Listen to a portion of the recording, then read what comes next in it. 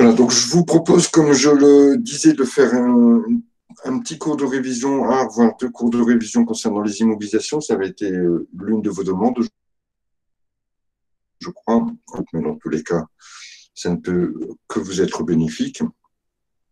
On va rappeler quelques règles de base, quelques règles importantes, et puis on passera à une étude de cas qui est issue du sujet qui a été soumis aux élèves en 2008. Alors, à proprement dit, l'étude des immobilisations et du tableau d'amortissement des immobilisations n'est pas forcément un sujet très récurrent, c'est-à-dire n'est pas forcément un sujet qui revient souvent dans les annales. À vrai dire, je l'ai trouvé qu'une seule fois. Une seule fois depuis 20 ans, ce qui ne veut pas dire que, bien sûr, c'est quelque chose à éviter. Alors, malgré tout, il puise, je dirais, son importance dans le sens où, en dehors du tableau même d'amortissement qu'on va revoir, hein, la notion de l'amortissement et la notion de l'annuité d'amortissement est une notion importante puisque elle, par contre, on la retrouve dans d'autres sujets. Sans pour cela pouvoir établir complètement le tableau d'amortissement, on retrouve la notion d'amortissement dans des sujets comme le compte de résultat, évidemment. On le retrouve aussi dans les bilans. On le retrouve dans des sujets que vous allez aborder l'année prochaine, notamment celui de l'étude des flux de trésorerie nette, qui permet de prendre une décision en cas d'investissement.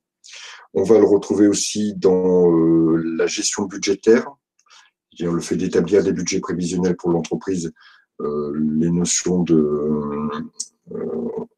d'amortissement vont intervenir. Donc vous voyez que malgré tout, c'est un sujet, là par contre, c'est un thème qu'il faut connaître parce qu'on en a besoin dans plein d'autres thèmes abordés. C'est relativement transversal. On va en avoir besoin au moins dans 5 autres thèmes, évidemment toujours liés à la gestion, 5 autres thèmes qui vont toucher, qui vont nécessiter la connaissance de l'amortissement. C'est la même chose dans le cadre des stocks, de la gestion des stocks. À proprement dit, faire une fiche de stock, soit en méthode première entrée, première sortie, PEPS, ou en méthode des coûts unitaires moyens pondérés, n'est pas forcément un sujet qui est souvent proposé. Mais, et vous l'avez vu notamment dans l'établissement des coûts complets, pas de souci Élise, vous avez vu dans l'établissement des coûts complets que c'est une notion, par exemple, qu'on utilise pour faire les fiches de stock des matières premières ou des produits finis en méthode généralement des coûts unitaires moyens pondérés. Donc, si je ne connais pas la méthode et si je ne sais pas faire une fiche de stock, a priori, je vais avoir des difficultés dans la problématique des coûts complets. Voilà, voilà ces sujets qui ne sont pas forcément ciblés de façon directe, mais dont on a besoin dans d'autres thèmes qui sont, eux, par contre, souvent abordés. Alors, je vais faire un petit jump, comme on a l'habitude.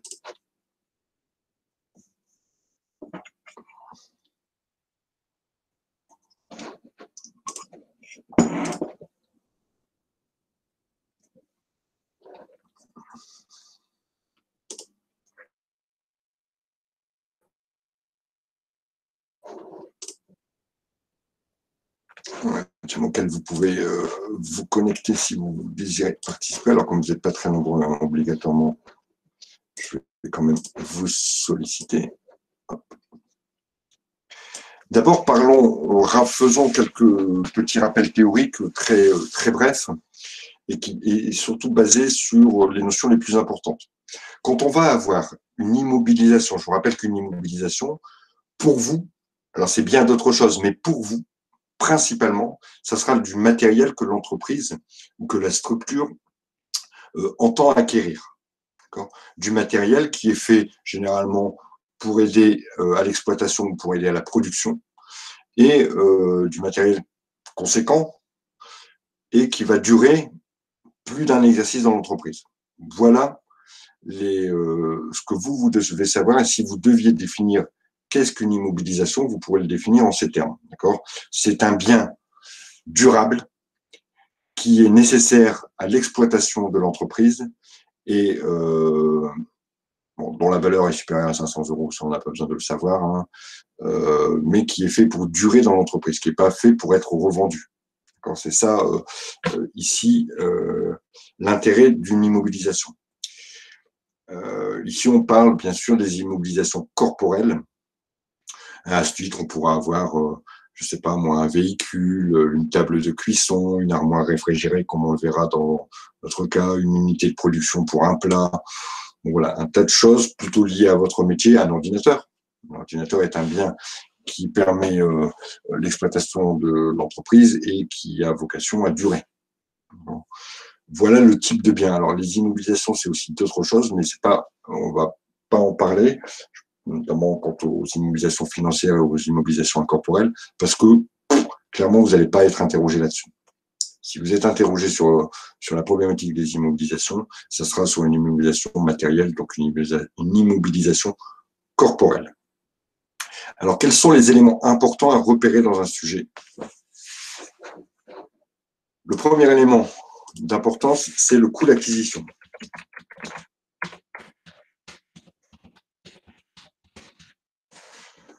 Le coût d'acquisition, ici, est le premier piège qu'il va falloir éviter, le coût d'acquisition hors taxe du bien. Le coût d'acquisition hors taxe du bien, plus éventuellement des éléments annexes, frais d'installation, nécessité de, je sais pas moi, par exemple, si vous avez un camion et qu'il y a une galerie et que vous avez acheté des choses séparément, on va pouvoir les réunir de façon, ce sont des choses qui sont importantes pour l'utilisation du bien. Le tout, le coût d'acquisition du bien et les éléments annexes hors taxe représentent ce que l'on va amortir, donc représente la base amortissable.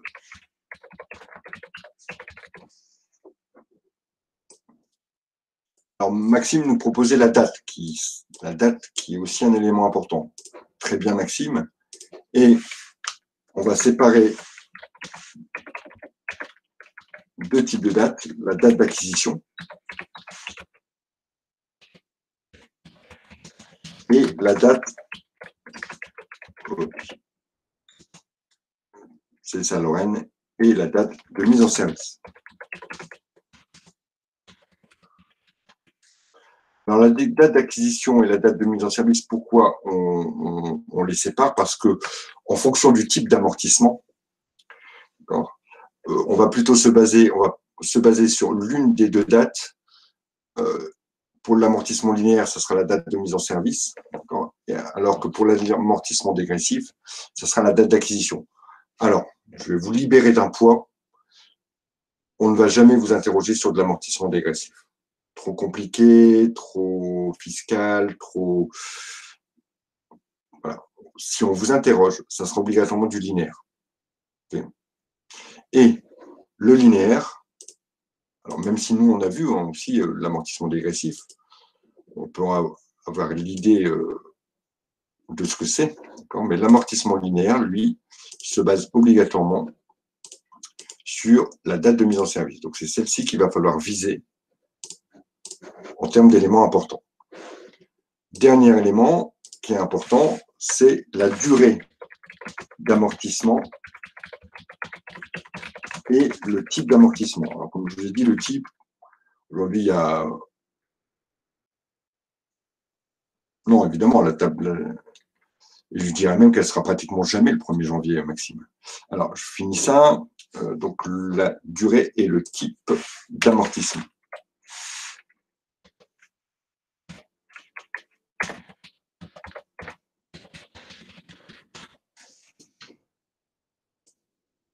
La durée s'exprime souvent, bien sûr, en années. Et le type d'amortissement, je vous l'ai dit tout à l'heure, soit un amortissement linéaire qu'il faut privilégier parce que si on vous interroge, ça sera sur ça.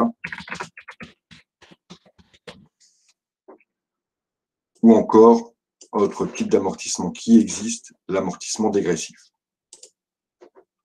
Oui, je vais vous le partager, Fadel.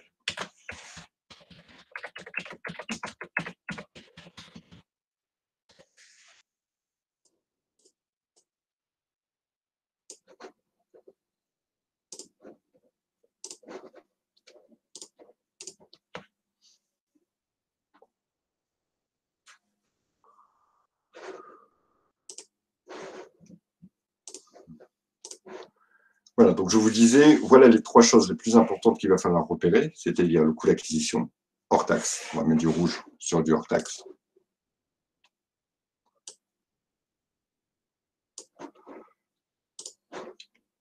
La date de mise en service et la durée d'amortissement.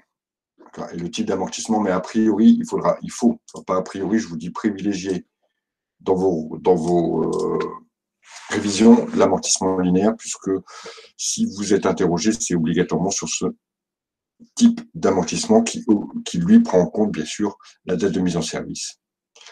Voilà les éléments importants. Alors, Maxime me dit, monsieur, la date de mise en service ne sera pas toujours le 1er janvier. Alors, d'abord, dans une entreprise, généralement, le 1er janvier, on ne fait pas grand-chose. Ça, c'est la première chose. Et ça serait trop facile. Il faut qu'on mette un petit peu plus de difficulté dans l'exercice. Une mise en service le 1er janvier ne vous fait pas faire le calcul le plus important dans ce type de travail, c'est le calcul de la première annuité qui se fait au prorata temporis. En vous mettant une date du 1er janvier, on vous simplifie les choses. Et par exemple, on serait dans ce cadre-là, on vous dirait, voilà, le bien a été acquis et mis en service le 1er janvier. Si c'était vraiment si la partie amortissement, annuité, calcul, etc., faisait partie d'un autre exercice, pour pas que vous ayez beaucoup de calculs à faire. Mais si la date n'est pas le 1er janvier, si on visait un exercice spécifique immobilisation, on ne va pas vous mettre une date au 1er janvier. Donc la date du 1er janvier ne sera pas toujours le 1er janvier. Enfin, la date de mise en service ne sera pas toujours le 1er janvier. Elle peut, mais ça peut être aussi une autre date et on verra comment on traite le cas justement, quelle que soit la date. Alors, sur ces 3 éléments importants, il y en a un sur lequel on va faire un petit retour et pour lequel je vais m'assurer qu'au moins toutes les personnes présentes n'ont pas de difficulté pour ça, c'est la problématique hors taxe TTC. Hors taxe TTC. D'abord, pour vous dire que c'est arrivé une fois, pas dans un sujet proposé, quoique, mais dans un sujet de BTS blanc que Diderot avait et auquel j'avais participé dans sa rédaction. Et on n'a pas fait gaffe. On a oublié de donner le taux de TVA. Et plusieurs élèves se sont plaints en se disant « Ah ouais, mais on n'avait pas le taux de TVA, ça pose un problème. » Et après, les enseignants se sont réunis et ont dit « Bah oui, ça pose un souci. » Et moi, j'ai dit « C'est un souci sans être un souci. » Pourquoi? Quel est le taux de TVA normal en France? 20%. Voilà, si on ne vous dit rien, bah, on applique le taux normal. Les autres taux de 10%, de 5,5, de 2,1 ou de 8,5 sont des taux dérogatoires. Ce ne sont pas des taux normaux, ce sont des taux applicables que dans certaines circonstances. Or, les circonstances, moi-même, je ne les connais pas toutes, j'en connais un grand nombre, mais je ne les connais pas toutes. D'accord? Donc, vous les connaissez encore moins. D'accord?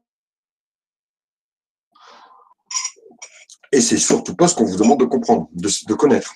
Donc, on ne vous demande pas de connaître la spécificité des taux, puisqu'ils ne sont applicables que dans certaines circonstances et dans certains cas particuliers. On ne vous demande pas de les connaître, donc par conséquent, si on ne vous dit rien, vous ne pouvez pas le deviner. Donc, c'est obligatoirement le taux normal. Donc, je vais quand même l'indiquer. Si le sujet ne mentionne pas le taux de TVA applicable, alors on applique le taux normal, soit 20%. Alors, il y a peu de chances que vous soyez confronté à cette difficulté, mais au moins, je vous l'aurais dit, si vous êtes confronté à ça, si vous dites, bah zut, j'ai un montant TTC, j'aimerais bien connaître le montant hors taxe, mais on ne me donne pas le taux. Taux normal, 20%, personne ne pourra vous le reprocher. Voilà ce premier point de vigilance, qui n'en est pas vraiment un, je me dis, je préfère vous le dire, on ne sait jamais. Alors maintenant, regardons un petit peu les choses.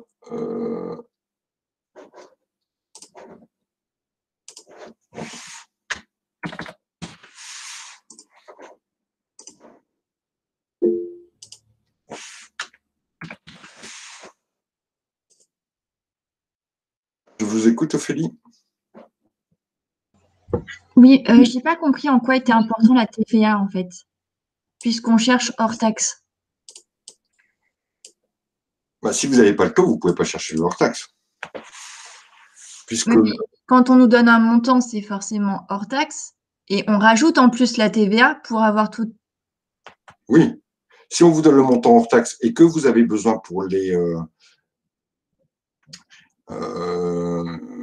donc, si on vous donne un montant hors-taxe et que pour les besoins de l'exercice, vous avez besoin d'un montant TTC, d'accord? Vous allez donc rajouter la TVA, donc vous aurez besoin du taux. Par contre, si, à l'inverse, et c'est ce qui est le cas en 2008, là, le cas qui était proposé en 2008, on a donné aux étudiants le montant TTC. Et on leur a demandé de faire un tableau d'amortissement. Or, le tableau d'amortissement, comme on l'a vu, le montant que l'on va retenir comme base amortissable, c'est un montant hors taxe. Donc, il y avait une nécessité obligatoirement de retrouver le montant hors taxe. Voilà pourquoi il est important de savoir passer d'un montant TTC à un montant hors taxe et inversement d'un montant hors taxe à un montant TTC. Puisque c'est nécessaire ici, mais ça sera nécessaire aussi dans d'autres. On a fait ensemble, je crois, le cas sur lequel on avait travaillé sur de la rentabilité et on avait parlé d'un panier moyen. Je ne sais pas si vous vous souvenez, et le panier moyen était exprimé TTC. Et il fallait avoir un panier moyen hors taxe pour pouvoir résoudre le cas jusqu'au bout. Donc, comme normalement, vous devez savoir passer d'un montant hors taxe à un montant TTC, d'un montant TTC à un montant hors taxe. Vous devez le savoir ça. On n'hésite pas à le mettre dans des exercices où justement l'important c'est soit le montant TTC. Dans les budgets, par exemple, un chapitre que vous verrez l'année prochaine, c'est les montants TTC qui sont importants, d'accord, ou encore un montant hors taxe, comme ici, dans un exercice relatif aux immobilisations. Donc voilà pourquoi il est important de savoir passer d'un TTC à un hors taxe et d'un hors taxe à un TTC. Alors, le passage se fait. C'est bon, Ophélie, j'ai répondu à votre question.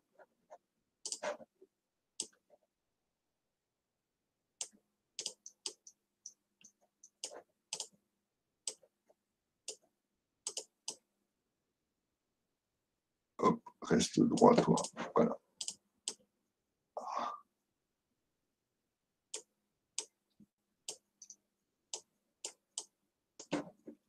Hop, voilà.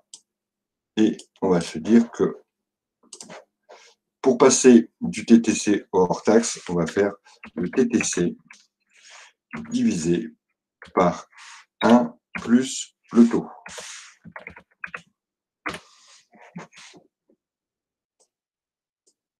Exemple.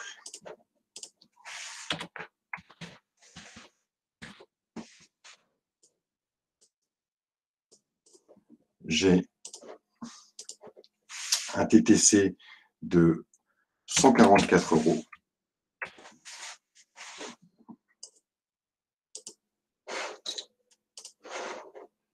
J'ai un TTC de 144 €. Pour retrouver le montant hors taxe, l'opération que je vais faire, c'est 144, bien sûr à 20%, au taux normal. 144 divisé par 1 plus 20%. Je vais détailler le calcul, mais donc 144 divisé par 1 plus 0,2, puisque 20% c'est 20 divisé par 100, donc ça fait 0,2, soit 144 divisé par 1,2.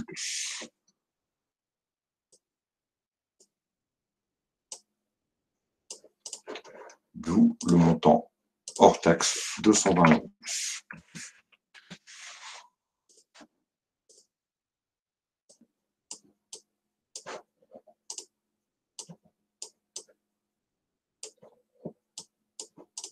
Voilà pour cette première partie.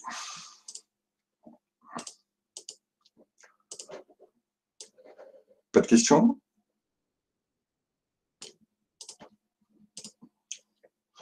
Maintenant, prenons l'inverse. Cherchons à passer du hors taxe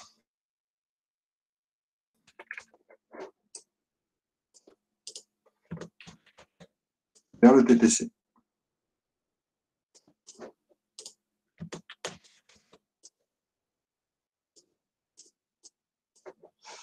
Évidemment, vous l'avez compris, on va fonctionner de façon inverse, c'est-à-dire que ici, on avait divisé le TTC par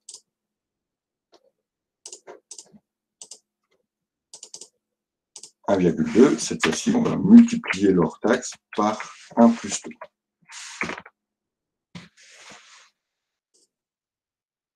Donc, exemple.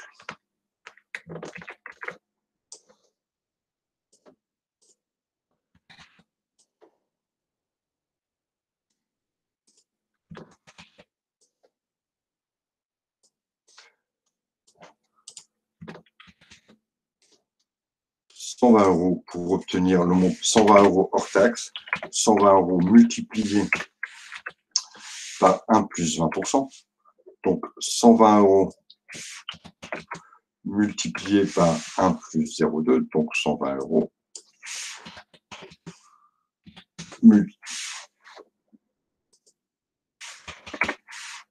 120 € multiplié par 1,2 vont nous donner 144 €. Voilà comment je passe du hors-taxe au TTC.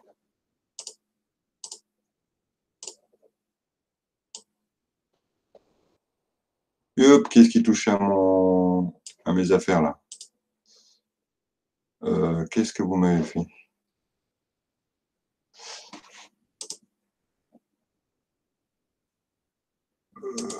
C'est moi qui ai fait une erreur? Non. Voilà, merci. On ne touche plus à rien, c'est tout bon.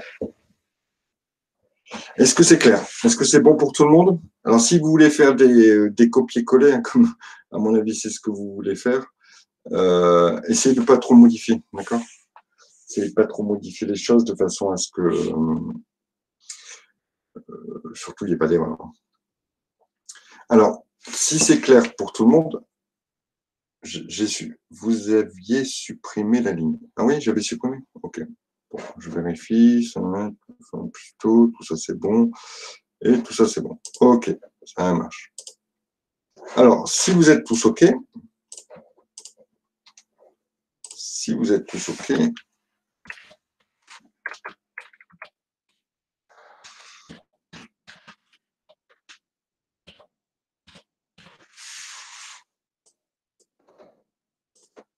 juste pour se dire, de se vérifier les choses.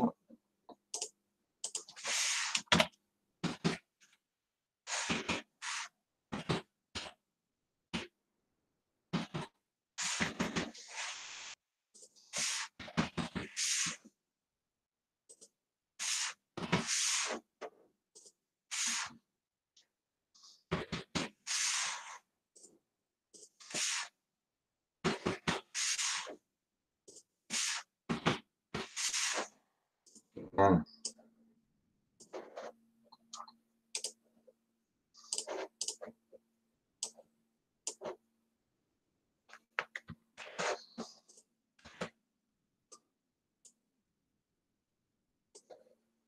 Un petit tableau à remplir. Alors évidemment, il faut remplir les cases vides. Alors vous allez commencer par hors taxe et TTC, puisque c'est ce que l'on vient de voir. Et puis après, on va regarder ensemble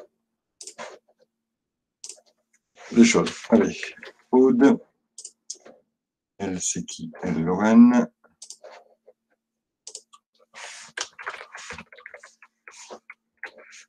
Ensuite, c'est qui? M, Maxime.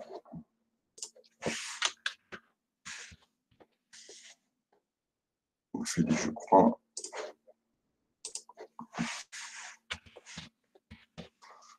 Alors, qui n'est pas là. Ouais. Lou, soit vous vous connectez, ou soit vous le faites dans votre coin, vous me donnerez votre réponse.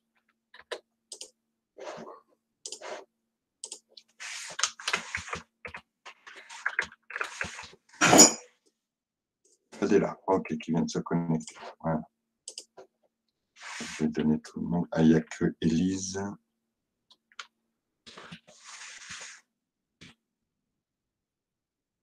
Pas dit là. Élise, vous bosserez après.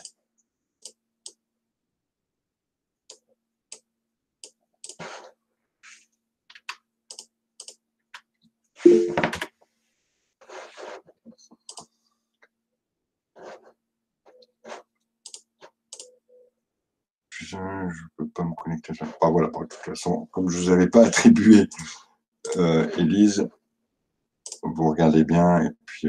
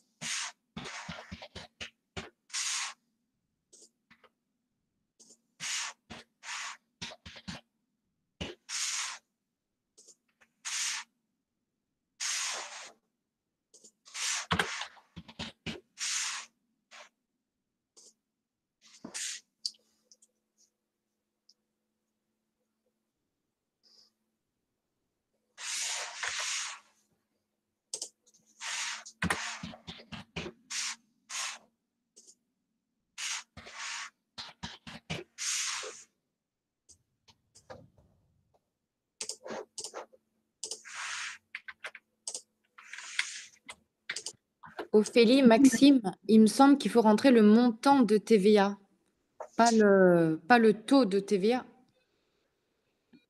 Ouais, c'est Aude qui a parlé. Merci de me remplacer quand j'ai l'œil ailleurs. Effectivement, oui, marquez plutôt le montant de TVA. Si vous ne savez pas comment faire, dites-vous que bah, voilà, la différence entre le hors-taxe et le TTC, c'est le montant de TVA. C'est ce que l'on rajoute. Alors, 15 067, pas de problème. 2511, pas de problème. 10 048, 33, pas de problème. 209,67, oui, c'est un peu arrondi. 79,20, pas de problème. 13, OK. 822, pas de problème. Alors, par contre, ça sera...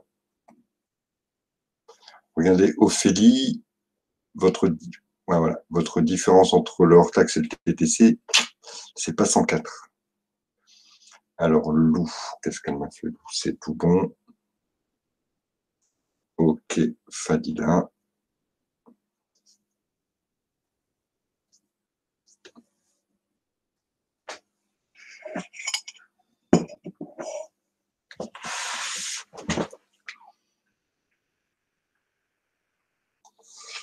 Voilà, Ophélie, c'est tout bon.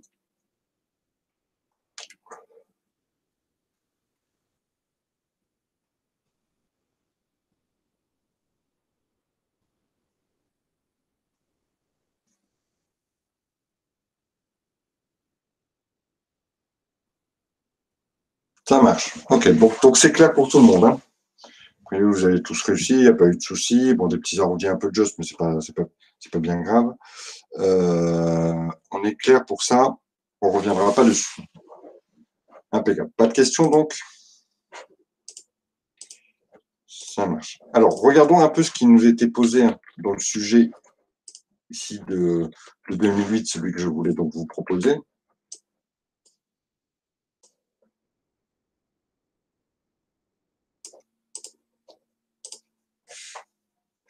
Voilà, on nous indique que pour améliorer les conditions d'hygiène et d'éviter tout risque de contamination, mais également pour dynamiser ses ventes, M. Kloranek,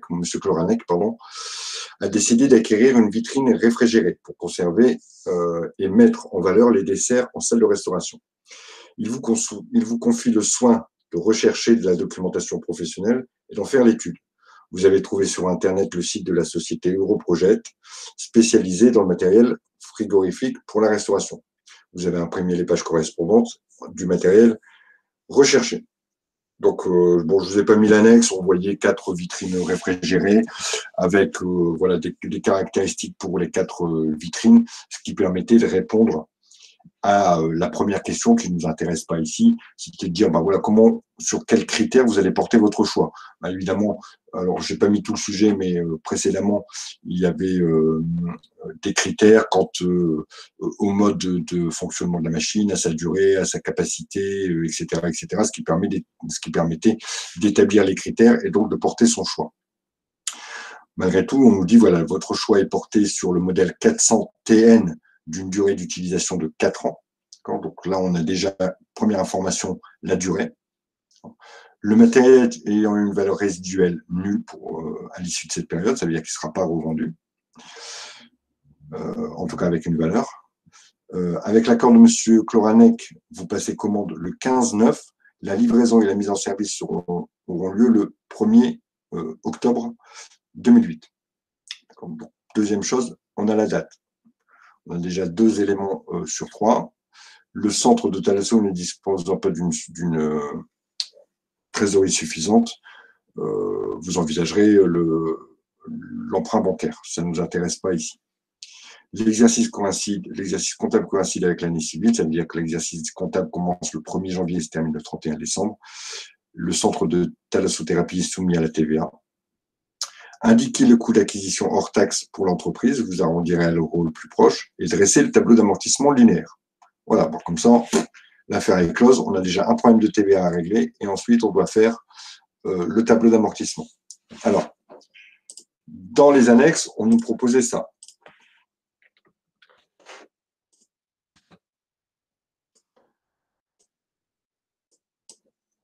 Donc voilà, et là il y avait un petit truc, hein, c'est que on nous disait voilà les prix des 4 modèles que vous aviez retenus, d'accord, avec des prix pour une gamme négative et une gamme positive, et des références.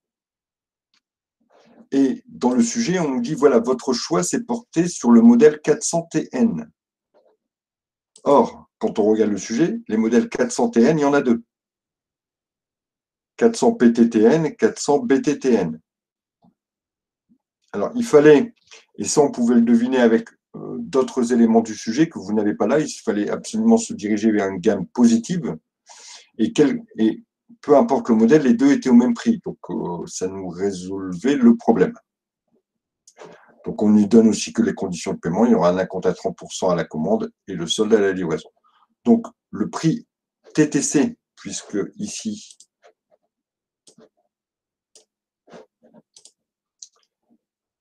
on nous indique que c'est des prix TTC et on va devoir retenir l'un des deux, peu importe lequel, puisque de toute façon, c'est le même. Donc, si on veut répondre à la première question, il va falloir définir quel est le coût d'acquisition hors taxe du bien. Bon, ben, c'est exactement en utilisant la méthode qu'on a utilisée tout à l'heure. Donc, on peut dire que voilà, le coût d'acquisition TTC,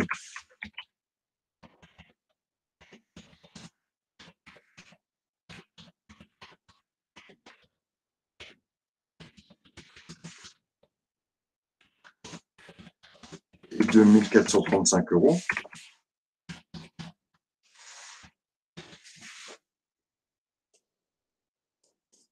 On fait notre petite opération.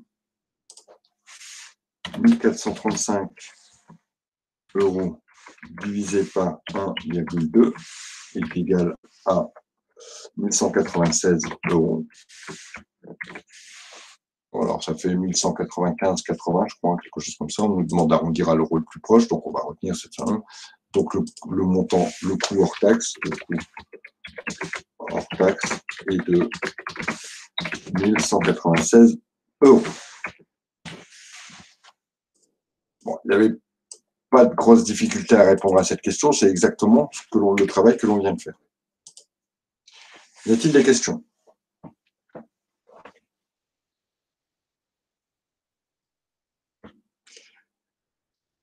Voilà. Ensuite, on nous demande de dresser le tableau d'amortissement du bien. Alors, à savoir qu'ici, il n'y avait aucune annexe de données quant à l'établissement du tableau. Donc, il faut connaître les colonnes à insérer pour réaliser le tableau d'amortissement. Malgré tout, vous avez une certaine liberté, d'accord? Moi, je vais vous présenter le modèle que j'utilise d'habitude. Bon. L'ordre des colonnes n'est pas forcément obligatoire, il n'y a pas de règle. Bon, c'est celui aussi qu'on a utilisé en cours, il va très bien. Et on va regarder ensemble ce qu'il donne.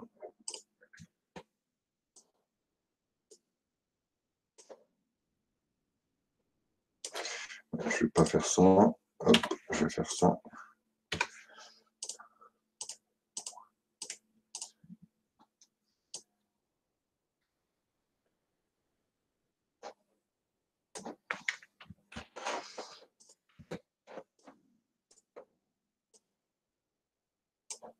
Voilà donc mon tableau d'amortissement avec donc mes 5 colonnes.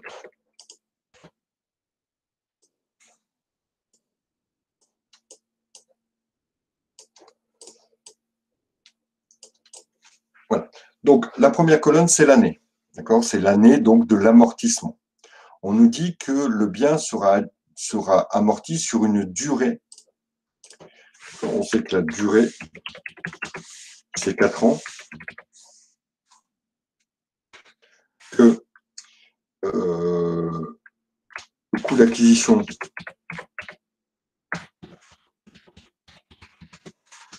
taxe, c'est 1196, que la date de mise en service, c'est le 1-10, puisque c'est celle-ci que je vais devoir retenir, 2008.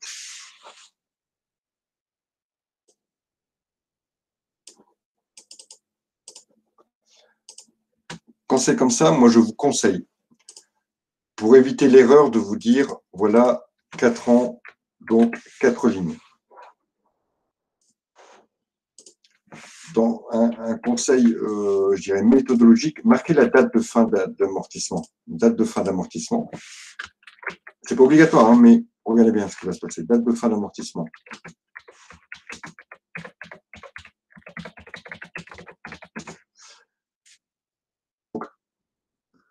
Étant donné qu'on commence au 1-10, 1 an au 1-10 2009, 2 ans au 1-10 2010, 3 ans au 1-10 2011, et donc la 4e année va arrêter au 30-9 2012. Ça veut dire que je vais avoir 2008, 2009, 2011 et 2012 de toucher.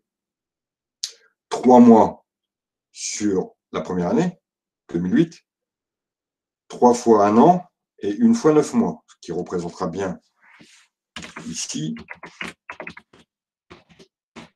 mes 4 ans. Donc, si je fixe ma date de fin d'amortissement, ça me permet de ici définir mes années qui vont être touchées. L'année 2008 va être touchée, l'année 2009, et l'année 2012. Est-ce que c'est compris pour cette notion? L'intérêt ici de mettre la date de fin d'amortissement, ça va permettre de vous délimiter les années que vous allez traiter dans votre tableau.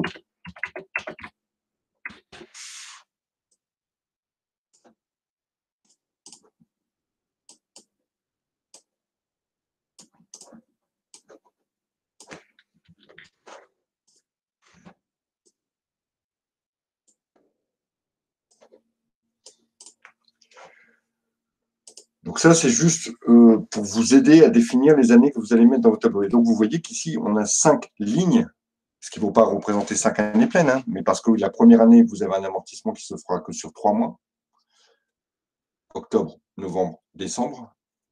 Et donc, pour terminer mes 4 ans, j'aurai un amortissement sur 9 mois la dernière année. Est-ce que c'est clair pour vous? Donc, ici, maintenant, il va falloir remplir mon tableau. Je vous demande juste 30 secondes. J'arrive tout de suite.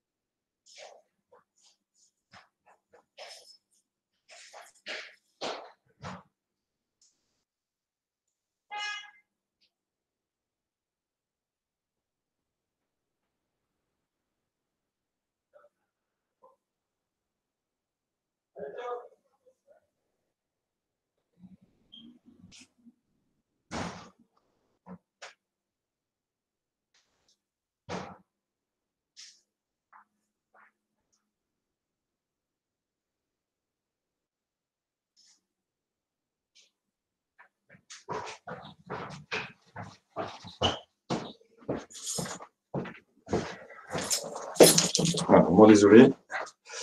On sonne à la porte, c'est un peu embêtant. Donc, reprenons.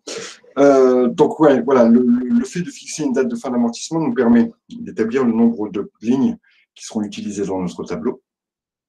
La base amortissable, on l'appelle aussi pour que vous ne soyez pas perdus. On l'appelle aussi valeur à l'origine.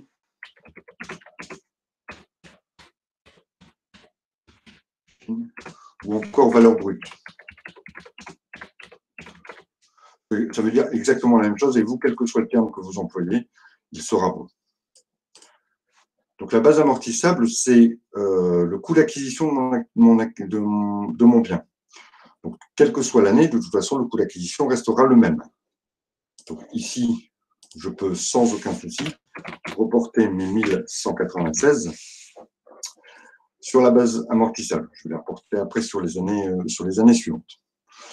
La plus grosse difficulté ici, ça va être d'établir la première annuité. D'accord ? Ça, c'est la plus grosse difficulté. Une fois qu'on sait faire, le reste, c'est que des plus et des moins. Alors, comment calcule-t-on l'annuité ? L'annuité se calcule comme ça. C'est-à-dire, on sait, hein, le principe de l'amortissement, c'est de répartir sur plusieurs années la charge d'achat. La charge d'achat ici est de 1196, donc il va falloir le répartir sur plusieurs années. Et ici, sur 4 ans. Et on va le repartir de façon égale. Donc finalement, c'est comme si nos 1196, on devait les diviser par 4 et chaque année devra supporter 299 € au titre de ce qu'on appelle la dotation aux amortissements ou au titre de l'annuité. Je répète, le principe de l'amortissement, c'est de répartir le coût d'achat sur plusieurs années et de le répartir de façon égale. Ici, on a 4 ans, donc je vais répartir mes 1196 sur les 4 ans. Si je fais 1196 divisé par 4, j'obtiens 299. C'est ça le principe de l'amortissement. Donc, ce qui veut dire qu'une annuité, c'est le coût d'acquisition ou la base amortissable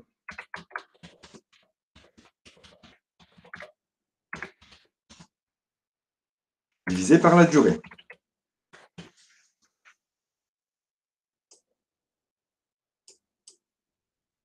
Donc, une annuité, c'est la base amortissable divisée par la durée, soit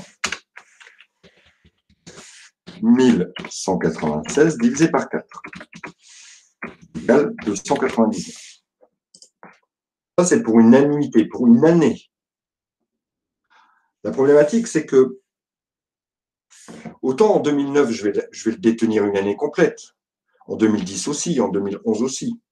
Mais ici, que ce soit pour la première année ou que ce soit pour la dernière année, ça n'est pas une année complète. Puisqu'ici, je ne vais le détenir que 3 mois, et ici, je ne vais le détenir que 9 mois. Enfin, au bout des 9 mois, je ne sais pas que je ne vais plus le détenir, mais l'amortissement sera terminé. Donc, 3 mois d'amortissement ici et 9 mois ici, plus 1 an, plus 1 an, plus 1 an, je vais bien avoir mes 4 années d'amortissement. Donc, quand on n'est pas dans une année pleine, il va falloir proratariser la dotation ici, les 299, sur 3 mois.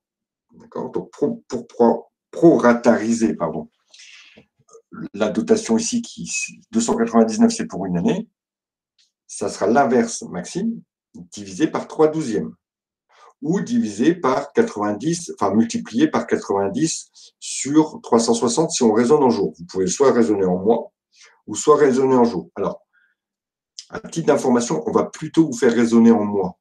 D'accord, Fadila ? Parce qu'en jour, il y a toujours la problématique, est-ce que je compte le jour de l'achat ? Est-ce que je ne le compte pas ? Ça peut toujours poser des petits soucis, d'accord ? Et on n'est même pas tous d'accord là-dessus. Donc, pour éviter les problématiques de ce type, on va souvent vous faire raisonner en mois. Ici, je le détenais 3 mois sur les 12 d'une année. Donc, ma formule, elle va se transformer pour une année non pleine. Ça, c'est pour une année pleine. Pour une année qui n'est pas pleine, je vais faire donc mon annuité, c'est toujours ma base amortissable, divisé par la durée. Multiplier, c'est ça qui va me faire faire mon prorata temporis, multiplié par le nombre de mois de détention. sur 12. Je l'ai détenu 3 mois. Enfin, je vais l'amortir 3 mois sur 12. Donc voilà pourquoi je change ma formule. Enfin, je change ma formule. En fait, la formule est la même. Hein. D'accord ? Parce que ici, j'aurais très bien pu appliquer la partie prorata temporis, hein, cette partie-là. Mais j'aurais fait multiplier par 12 sur 12, qui revient à 1. Donc ici, cette partie-là, c'est ce qu'on appelle le prorata temporis. Ce qui me permet de proratariser par rapport à la durée.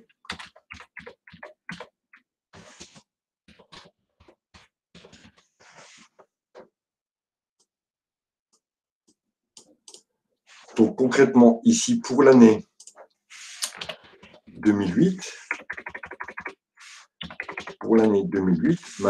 mon calcul de mon annuité se fera 1196 divisé par 4, multiplié par 3, puisque je l'ai eu 3 mois, sur 12. Vous, Fadila, si vous aviez fait 90 divisé par 360, c'était bon aussi, ça marchait aussi. Hein, d'accord ?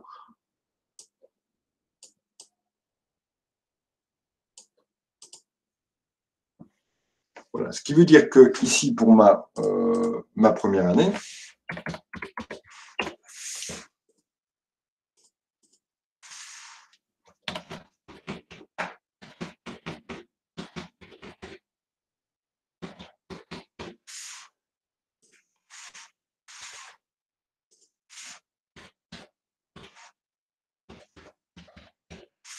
je vais avoir une annuité de 74,75.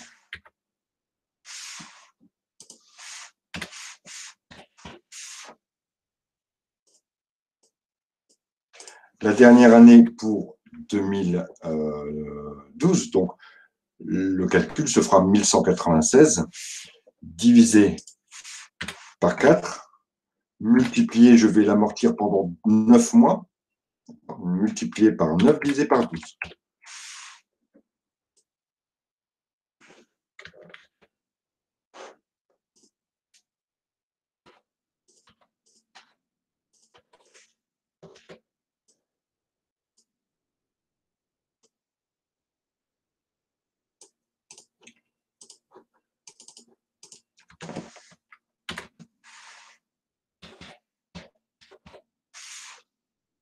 Est-ce que c'est compris?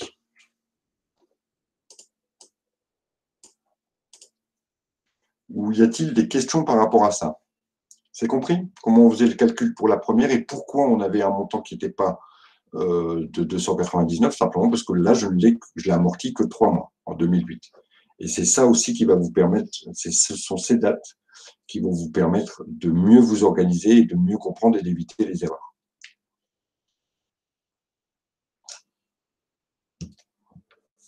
Le cumul d'annuités ici, on va venir cumuler au fur et à mesure de la constatation ici des annuités, on va venir les cumuler. Donc la première année, obligatoirement, j'aurai que 74,71.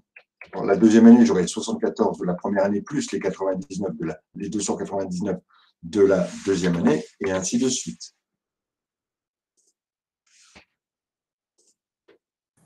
Monsieur, désolé, mais je trouve pas le même résultat quand je fais le calcul. Je trouve Ok. 124,75. Alors, vous avez bien fait 1196 divisé par 4, multiplié par 3, divisé par 12. Ah oui, oui. J'ai le calcul sous les yeux là. Ah, 1000. Ah non, autant pour moi, dans tout l'énoncé, en fait, j'ai marqué 1996, pardon, désolé. Voilà, d'accord. D'accord, ça marche. Voilà, Aude nous a donné la précision des deux calculs. Parfait, merci Aude.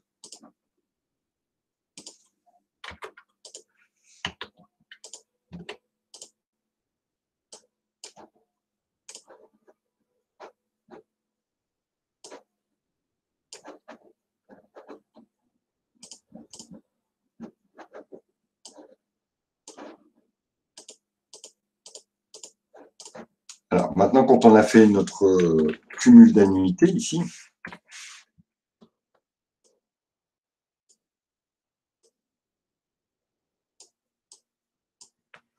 Le cumul d'annuités, la première année, je l'aurais amorti, puisqu'il y a eu 74 d'annuités, je l'aurais amorti pour 74,75. La deuxième année, je l'ai déjà amorti pour 74 plus les 299, donc ça fait un total. Ici, c'est 74 plus 299. La troisième année, je vais encore rajouter les 299. La quatrième année, les 299 et je le solde ici. D'accord ?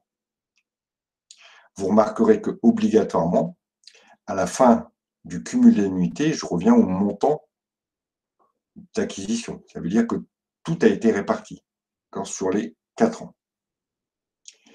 La valeur nette, c'est celle, en fait, c'est la valeur que représente le bien aujourd'hui dans mes comptes, donc à date, c'est-à-dire au 31 décembre de l'année 2008, combien valait dans vos comptes ce bien une fois que vous avez déduit la partie qui revenait à l'année. Donc ça veut dire que ici, la valeur nette, c'est 1196 moins 74,75. La deuxième année, 1196 son prix d'achat, moins tout ce que j'ai déjà réparti, soit 373. Et je vais retrouver une autre valeur, alors que je vais maintenant vous communiquer.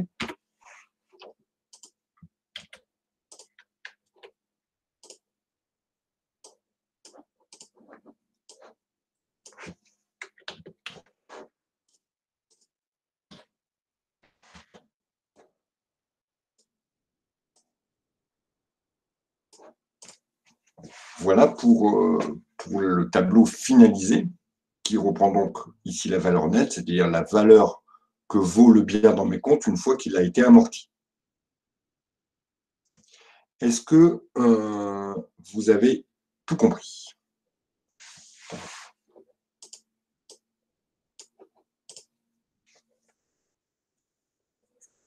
Y a-t-il des questions? S'il n'y a pas de questions, c'est super. S'il y a des questions, il ne faut surtout pas hésiter.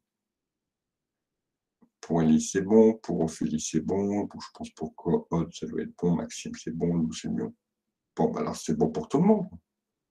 C'est impeccable, là. Très bien. Bon, écoutez, on va s'arrêter là. La prochaine fois, on fera certainement un petit exercice que vous préparerez. Et puis, je pense, je dois vérifier, mais je crois que j'ai un petit caout sur ce thème à faire, qu'on aura l'occasion de faire. Je vais vérifier tout de suite, puisqu'on a les 2-3 minutes là. Je suis pratiquement sûr que j'avais préparé un caout. Juste vérifier que vous êtes capable.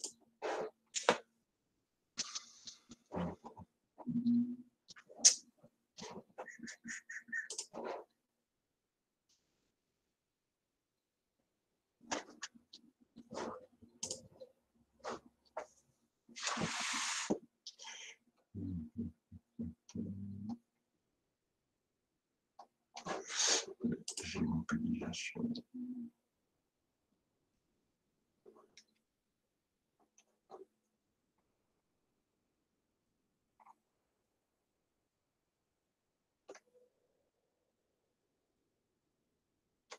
Oui, bon, voilà. J'ai juste une ou deux questions à changer parce que vous ne serez pas capable de les faire toutes, mais ça sera tout bon. Vous pensez qu'au BTS? Oui, je suis sûr. Je suis sûr, Aude. Ça fait 20 ans que, d'abord, comme je vous l'ai dit, ce thème pur de réalisation d'un tableau n'est tombé qu'une fois en 20 ans. Par contre, on retrouve l'amortissement dans d'autres thèmes, comme je l'ai dit au départ, c'est assez transversal. On a besoin de connaître, savoir calculer une unité, mais qu'en linéaire, pas en dégressif. Ça fait partie de l'exercice, on le fait avec vous. Non, je pense qu'on le fera ensemble, ça permet d'échanger, ne vous inquiétez pas. Si vous avez bien compris ça, vous relisez une fois, vous regardez un petit peu et puis tout ira bien. Ça marche? Allez, je vous laisse, je vous souhaite donc un bon week-end, dernier week-end de confinement. Et puis je vous dis donc à la semaine prochaine tout le monde. Ciao, bon week-end.